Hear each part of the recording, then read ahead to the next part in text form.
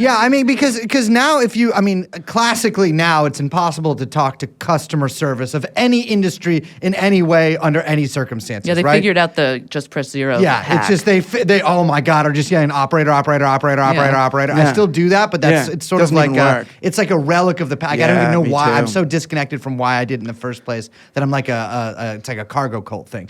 But it's interesting because I mean, like, obviously, like they should just create something for the customer to respond to these like bots that they have. But like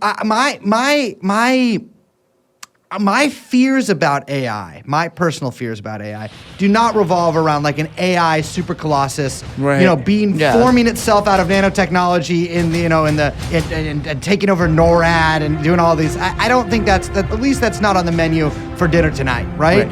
But I do think that there are a lot of very stupid people who are in positions of power who think they are very intelligent, and even if they don't, know that they can cut costs by replacing people with this AI that is hyped up in this way, but can't even do probably the basic tasks that they set it to do. I mean, if we know anything, any word sums up the new technological marvels that have come out over the past 2 decades, it is hype and then followed by, generally a coming down to earth, like, oh, this does a fraction of what it is promised. I mean, Right. the driver, the full self-driving Musk thing is, I mean, perfect example of that, right? The Mars thing.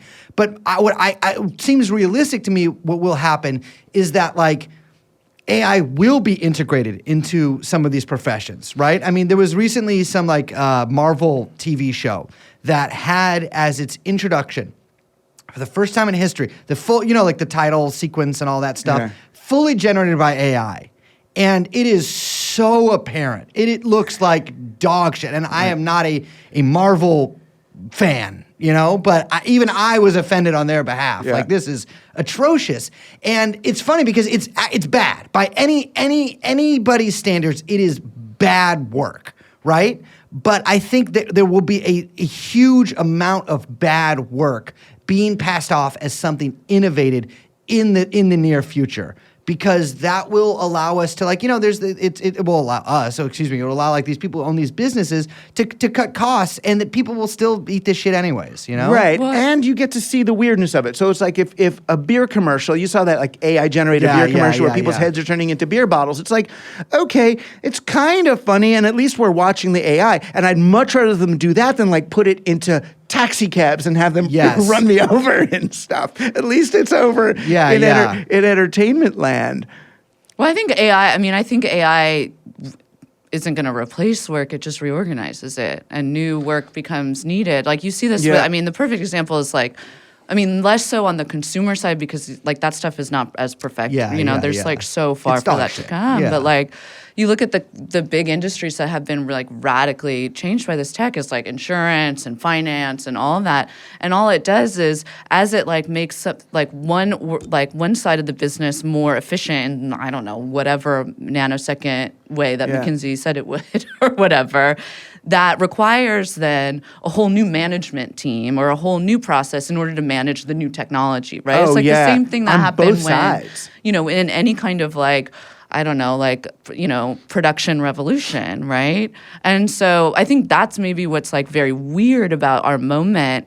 In addition to so many things, but is that, like, we're in that, like, kind of, like, little, like, liminal space of all of this kind of shit shifting in a way that no one really knows yet. And so we're all kind of seeing these, like, weird gaps and kind of, like, spaces opening up. Yeah, I mean, totally. In the simplest way, it's like, what happens when companies replace their human receptionists with computer menu systems? Is it creates more human hours of labor for everybody. So they've externalized hundreds of thousands of hours that could have been done by 2 or 3 people on the phone, that they would have paid for. Instead, it's like it costs society so much more. And everybody's doing so. Everybody's spending all their time on that. So there's that simple aspect of it, right? Like CUNY Queens, where I teach, there's a computer system that we spend so much time nursing as professors, this system.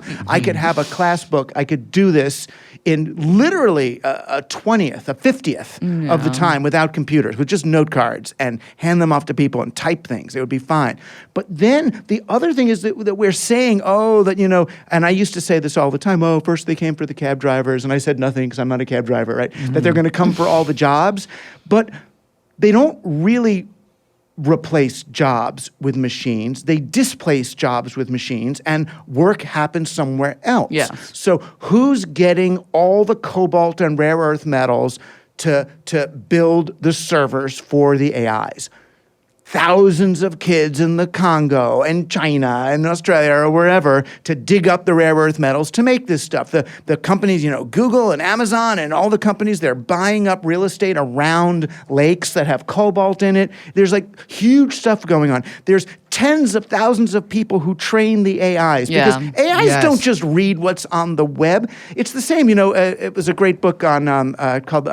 What was it called? Palo Alto? And he wrote about Malcolm Harris. Malcolm Harris. And he wrote about that the thing that made Apple really succeed was they had these huge basement warehouses of Filipino women assembling Macintoshes like really cheap out in California somewhere. It's like, or maybe and here they said it was a garage that did the whole thing.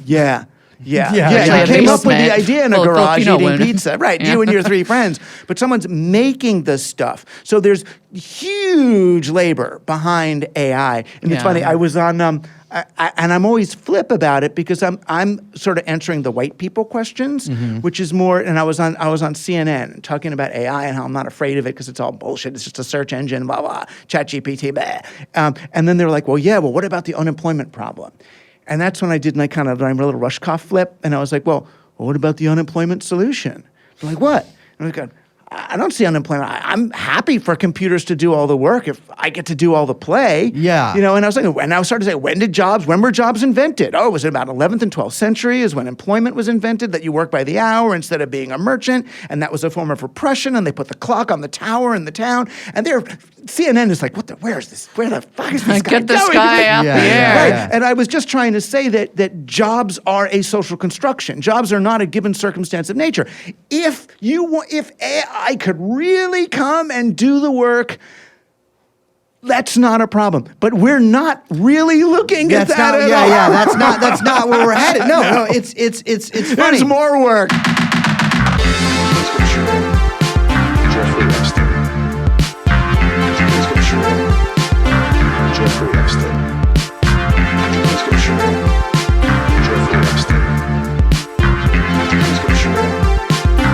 Jeffrey Epstein.